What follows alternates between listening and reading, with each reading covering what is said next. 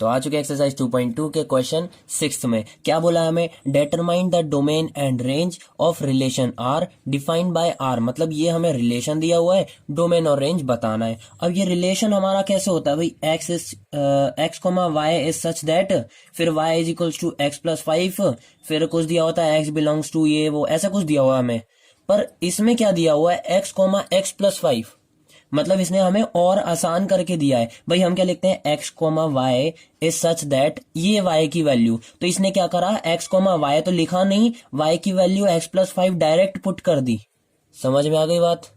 दिया क्या हुआ है हमें? रिलेशन एक्स कोमा वाई दिया होता है, वाई की जगह पे एक्स प्लस 5 दिया हुआ है। मतलब x comma y, y is such that, मतलब is such that y is equals to x plus 5 होता। पर इसने y की जगह पे सीधा हमें x प्लस 5 डाल के दिया है। मतलब इसने और आसान हमें करके दे चुका है ये। हमें क्या करना है अब? हमें तो भाई ऐसे आता है कि भैया x कोमा वाई होता है इज सच दैट, फिर कोई वैल्यू दी हुई होती है, तो हमें पता है इधर x प्लस 5 दिया हुआ है, ठीक है। पर आता क्या है? इधर y आता है, मतलब y की वैल्यू हमें x प्लस 5 दी हुई है। इतना समझ में आ रहा है भाई?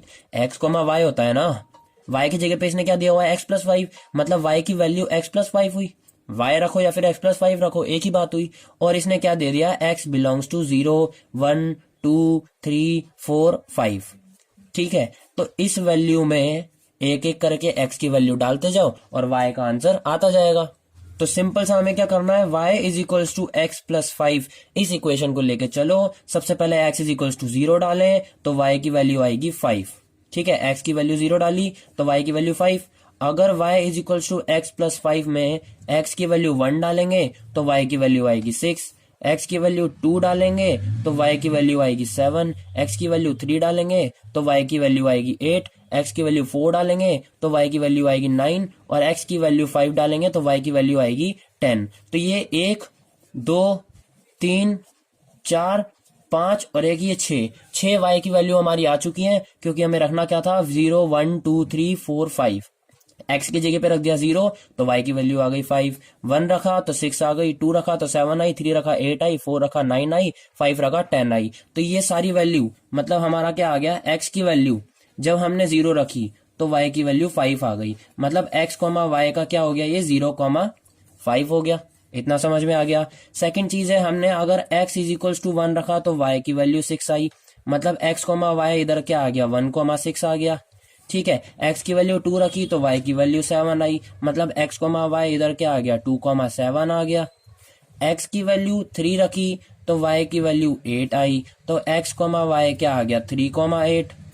फिर x की वैल्यू हमने 4 रखी तो y की वैल्यू 9 आई। तो मतलब 4,9 हो गया हमारा x कोमा वाई। और x की वैल्यू जब हमने 5 रखी तो y की वैल्यू 10 आई। मतलब x कोमा वाई क्या हो गया इधर? 5,10। तो ये आ गया हमारा रिलेशन।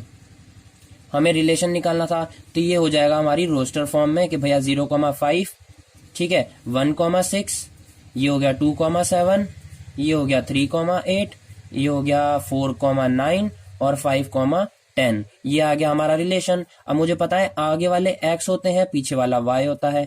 ये x, y है, ये भी x, y है, ये भी x, y है, ये भी x, y है, ये वाला भी x, y है, और ये वाला भी x, y है। तो और मुझे ये भी पता है कि डोमेन क्या होती है? सारी x की वैल्यू।